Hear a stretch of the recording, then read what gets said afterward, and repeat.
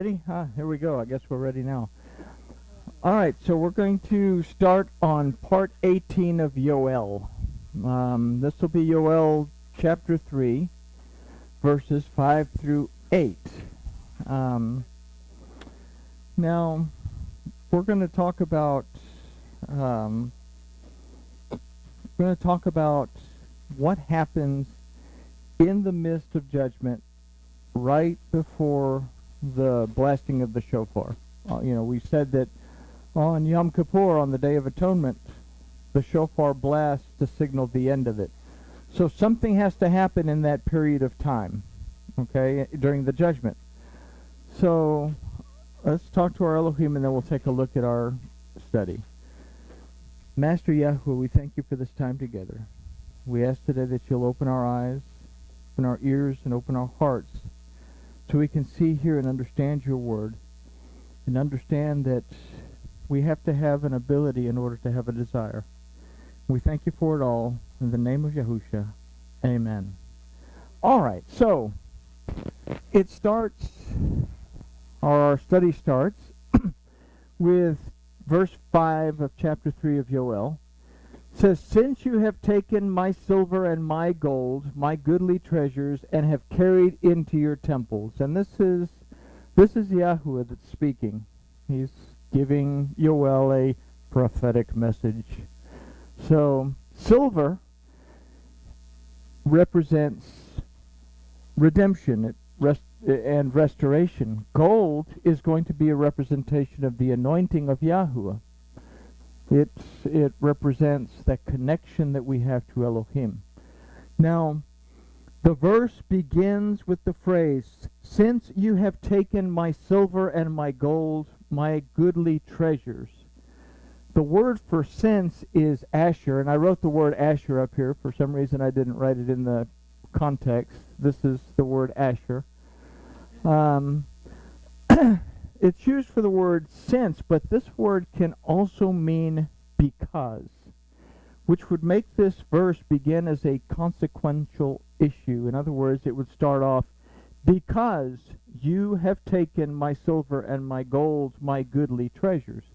Because you've done this, this is going to happen." So we could consider it from this point of view.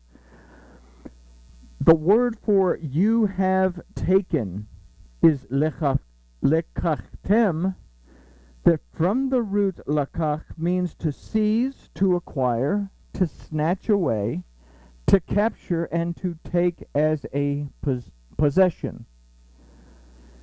So it's in this phrase that we must realize that the redemption, restoration, and the anointing of Yahuwah belong to Yahuwah. It is Elohim alone that can give these. They cannot be acquired as a possession by anything that we do without Elohim giving them. And even then, it requires our faith, our belief, and our ability to act on the Shema. In other words, our ability to perceive, discern, and understand.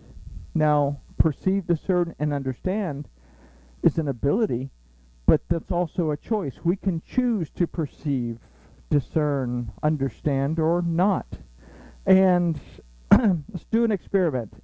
If we all close our eyes so that nobody has their eyes open, I'll close mine too. Okay, I've got my eyes closed. And if we say, everybody who has read their Bible every day this week, raise your hand. So there we have a conscious exercise. You could open your eyes now. Nobody's looking. Conscious exercise, okay? The choice for us to spend any time in the Word is ours. We cannot perceive, discern, or understand what Elohim tells us without making this choice. Why would we read? What would we read if we read the Bible every day of the week? Well, if we study the Torah portion on Friday, but to teach the entire Torah portion in one evening, I mean, this is the 18th part of Yoel that's only 3 chapters long. Can you imagine trying to teach an entire Torah portion that is 3 chapters long, and those chapters have 40 verses per chapter, we wouldn't be able to get through all of them. When we teach the Torah portion, we usually teach a sidra, which is a few verses, or we might even teach just on one verse. So ultimately, for us to go through the Torah by ourselves an entire year requires us taking the initiative to do it ourselves. So they cannot be acquired, these things. The redemption, restoration, and anointing of Yahweh cannot be acquired as a possession by anything we do. Elohim gives them to us, and it requires our faith, our belief, and our ability to act on the Shema. Our ability to perceive, discern, and understand in order to keep, which is shamar, which means to guard, protect, and obey. This is the desire, our ability to perceive, discern, and understand builds up in us a desire to guard it, to protect it, to obey it, to make it a treasured possession. Okay? This is what draws us and makes us close to our Elohim. And these are the goodly treasures of Yahweh Elohim. But what else are these goodly treasures? So let's consider also Shemot 19, and this is verse 5, that says, "Now therefore, if you will Shema," if you will listen to, perceive, hear, discern, understand my voice indeed, and Shemar, if you will guard, protect, obey, and treasure my covenant, then you shall be my own treasure from among all the peoples, for all the earth is mine. We cannot acquire or possess anything. It belongs to Yahuwah who gives it. Now the word for my treasure in Yoel is mechmadi, that also means beloved. The word for treasure in Shemot is segula, that means a possession. It also means what is proper and good. The word for goodly in Yoel is hatovim, that from its root tov means not only good, but also means that is in agreement. So what we can consider that has been seized, acquired, snatched away, captured, and taken as a possession by those who are now in judgment here in this portion of Yoel are the beloved, redeemed, restored, and anointed of Yahweh that are in agreement with him. These have been taken into the temples of rebellion. Okay? Now, keep that idea in mind. What we would otherwise call the remnant have been taken into the temples of rebellion. It's a very important thing for us to consider. The word for into your temples is lechei lechem. Try saying that real fast. Lechei lechem.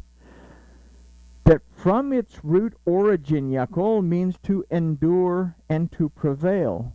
So, the overall idea that we can consider from this verse is you have captured and taken as a possession of abuse my beloved, redeemed, and restored who have stayed in agreement with me, and they have endured and prevailed. And this is truly a prophetic statement, as throughout the ages the word of Yahweh has been restored and then perverted by those with other agendas. Yet there have always remained those faithful enough to endure because of their willingness to Shema and Shemar.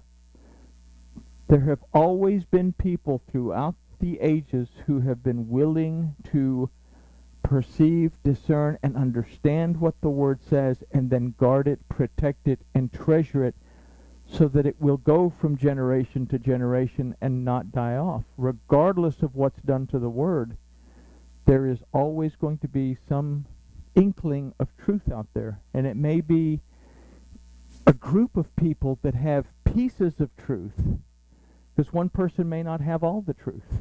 I don't have all the truth. But people get together and they put these little jigsaw puzzles together, and all of a sudden we have an understanding of what the Torah is actually telling us, and we can apply it to our lives. But the truth of the Torah has endured and prevailed throughout the years, regardless of what's been done to it. So these remain faithful enough to endure because of their willingness to Shema and Shamar, the word and the covenant of Yahuwah. Now the next verse gives us a glimpse of the main source of the distortion of the word of Yahuwah. And verse 6 says, "The children also of Judah and the children of Yerushalayim have you sold to the sons of Yevanim, that you might remove them far from their border." So the word Yehuda means praise and gratitude. This word finds its root in the word yada, that means to shoot an arrow straight. And yada is the root of the word Torah, that means teaching and instruction. The word Yerushalayim means teaching of peace, or means the teaching of peace, but it finds its root in the word shalom, that means a covenant of peace. The word used for children is beneh. It comes from the root bana, that, as we've learned before, means to restore and to establish. So from this phrase, the children also of Judah and the children of Yerushalayim, we can consider an idea of the praise and the gratitude from the teaching of the Torah and the covenant of peace that brings restoration and establishes. Something's going to happen to this. It has been sold to the sons of Yevanim by those who have rebelled against Yahuwah Elohim. The word for sold is mechartem, that not only means to sell, but it also means to give over to death. Now we're going to find it also has a lighter side. We'll find that out in a minute, but it means to give over to death. So consider this. The praise and the gratitude from the teaching of the Torah and the covenant of peace that brings restoration and establishes has been sold out and given over to death. It has been turned over to the sons of Yevanim, and the word Yevanim means the Greeks. Okay? And this is several hundred years before Alexander showed up. Okay? Now, Yevanim comes from a root, or the first root of it is Yaven, that means mud or muddy. And it also comes from the root Yayin, that means wine. Now, wine in the Bible is a representation of the word and the blessing of Yahuwah. Okay? So combined, we can consider an idea of muddy wine. Sounds really good. It's one of them specialty wines. You have to pay extra for it. Now, during the flood, it was not the rain that killed off an evil world. It was the muddy waters rising up from the flood. In the terms, the sons of Yevanim, we can consider those who are established and find their restoration in muddy wine. So this brings our idea to mean the praise and the gratitude from the teaching of the Torah and the covenant of peace that brings restoration and establishes has been sold out and given over to death by those established and finding restoration in muddy wine. Now, it would be several centuries later that the Torah would be translated into Greek for the benefit of a Greek king, most likely Alexander, and this would be the birth of the Septuagint. Okay? Now, the Septuagint, in and of itself, is a miracle, even if it is in Greek, because several hundred years later, after the Maccabees won the day, they want to translate everything back into Hebrew. But there's a difficulty in understanding some of the Hebraic terms, so they have to turn to the Septuagint to find out exactly what it means. Otherwise, you get really odd-sounding phrases. So the Septuagint actually helped turn things around, because the Mezorites, the ones that came up with, well, the ones that were the Shoftrim, remember from the Torah portion, the scribes, were not always able to get it where it should be. So they had to refer back to something that was, by this time, about 300 years old, to figure out what the verse would say and then translate it back into Hebrew. So it's not always a bad thing. When they made the Septuagint, they made the absolute best translation they could for this king so that he would understand the Elohim of Israel. So, but anyway, the Septuagint would be born. So finally, let's consider the phrase, that you might remove them far from their border. The word for that you might is lema'an, that actually means with the intent of or for the purpose of. So this would change our phrase to read, for the intent of or purpose of removing them from their border. The word for remove them far is harchikam, that means to become distant. It means to be removed and to cause to wonder. And the word used for from is ma'al, that also means according to and on account of. The word for border is gevulam, that aside from border or boundary also refers to a territory of darkness. So from these definitions, we can consider an overall statement for this verse that says, the praise and gratitude from the teaching of the Torah and the covenant of peace that brings restoration and establishes has been sold out and given over to death by those established and finding restoration in muddy wine, having become distant and having been caused to wander on account of and according to a territory of darkness. This is what the redeemed and the beloved of Yahuwah that we considered in verse 5 have had to endure and prevail against. And we say, every generation, somebody has the truth of what the Torah says.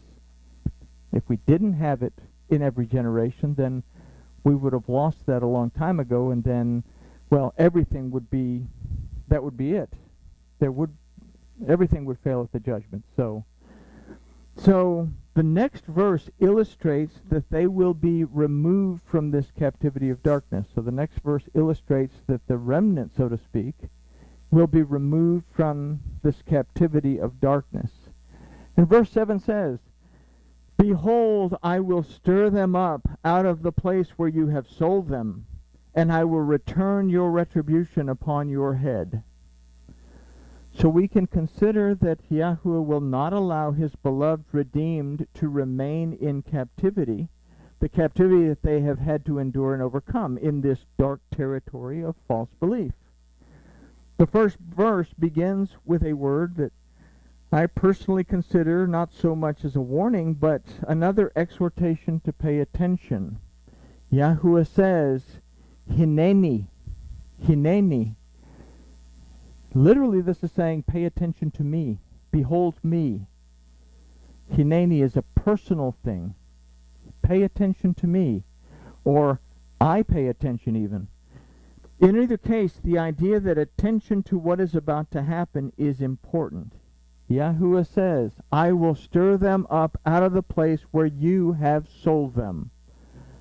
So the word for I will stir is me'iram, from the root word ur, that means to awake.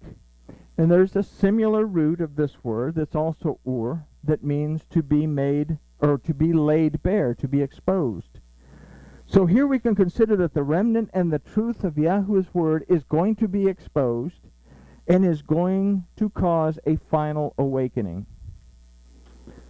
The word for place in the verse is makom, that also, or that can also mean a condition. The root of this word is kum, that means to arise and to become powerful.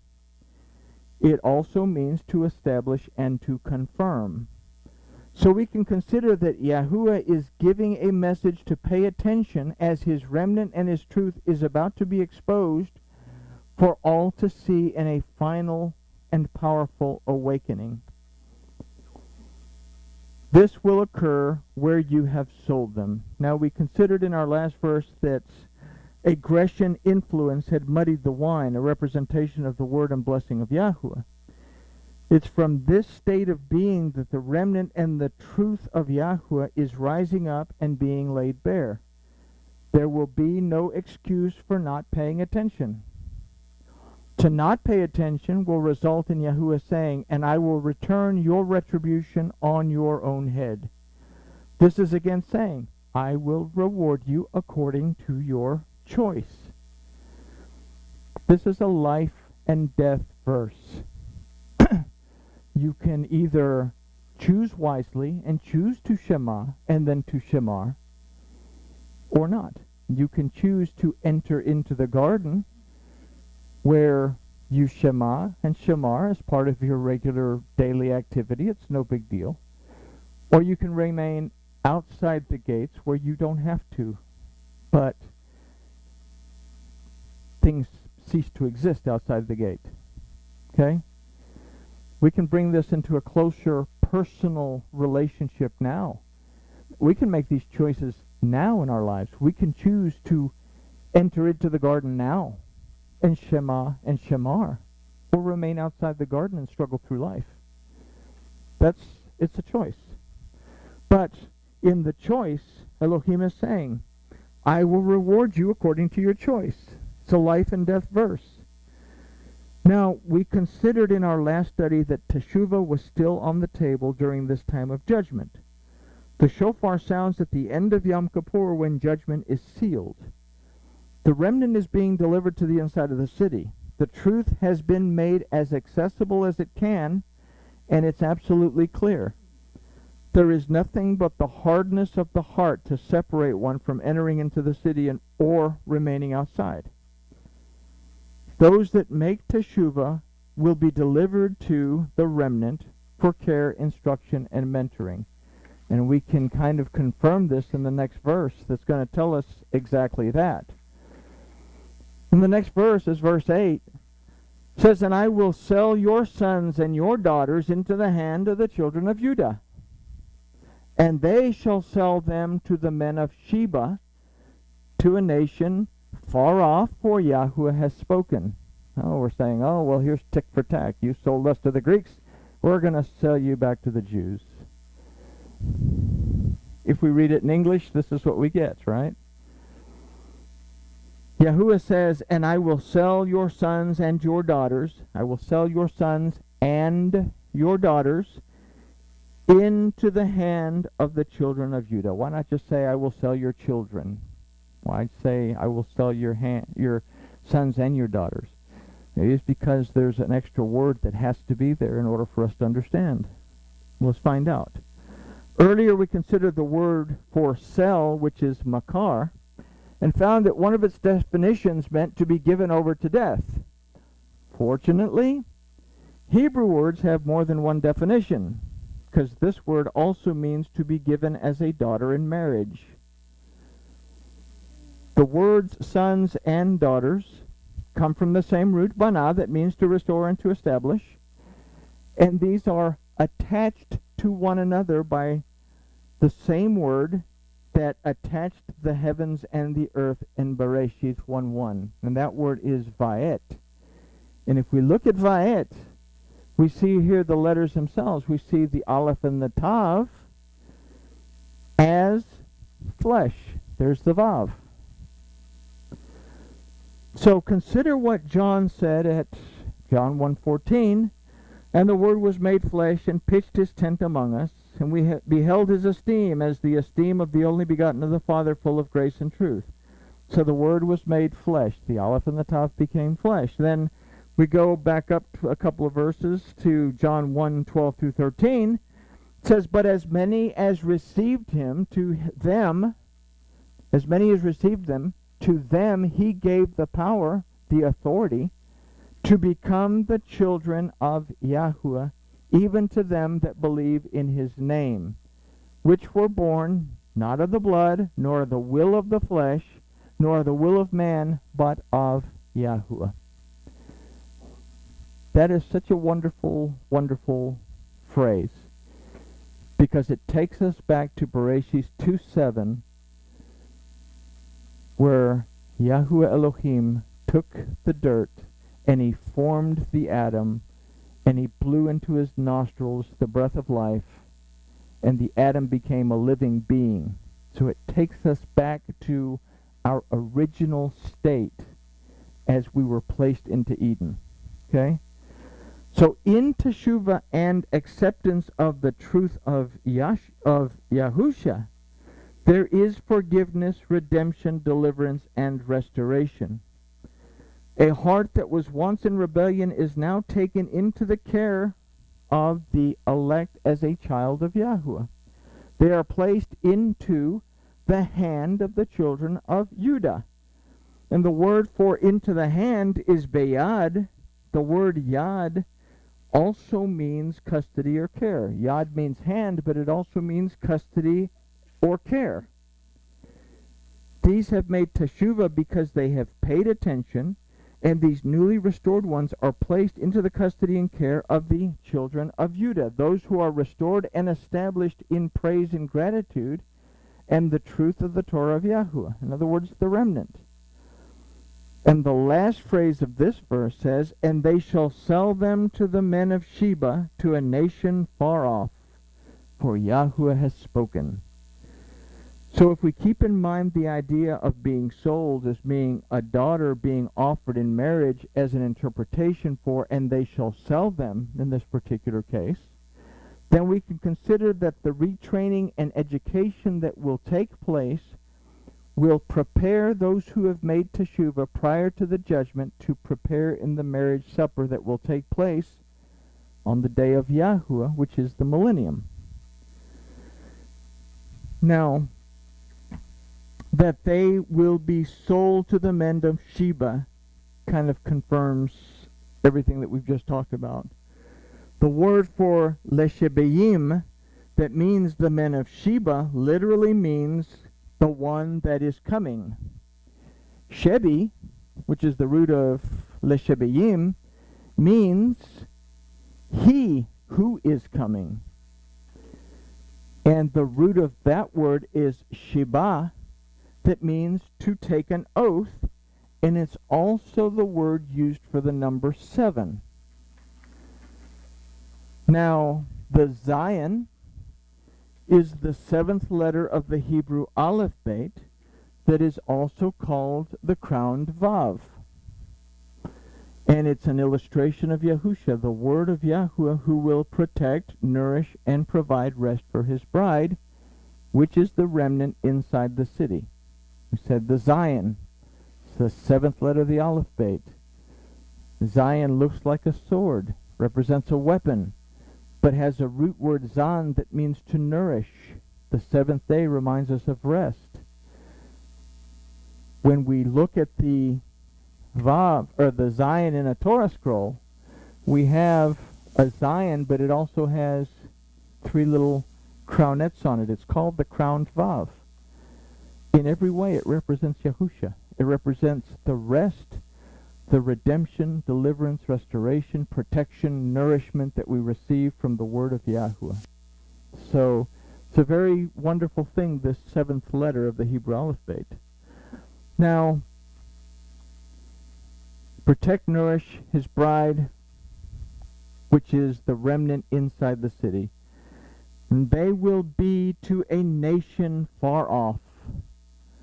The word for nation is goy, and we always joke around about the goy, not realizing that goy means a people, but goy also means the descendants of Abraham. It means the tribe or the house of Judah, it means the house of Israel, and it means the stranger in his gates, or in their gates, or in their camp among them. So this makes it clear that it's not about the Christian or the Jew. It's about those who love Yahuwah with all of their heart, soul, mind, and strength, and those who shema and shamar his commandments, ordinances, and statutes in the same way that Abraham did. Consider Yahuwah's words to Isaac here in Bereshit 26:3-5. He tells Isaac, abide in this land, and I will be with you, and I will bless you. For to you and to your seed I will give all these lands, and I will establish the oath which I swore to Abraham. So what are we keeping? We're keeping our oath. Say, when we keep the Shema, we keep our oath. Abraham, your father,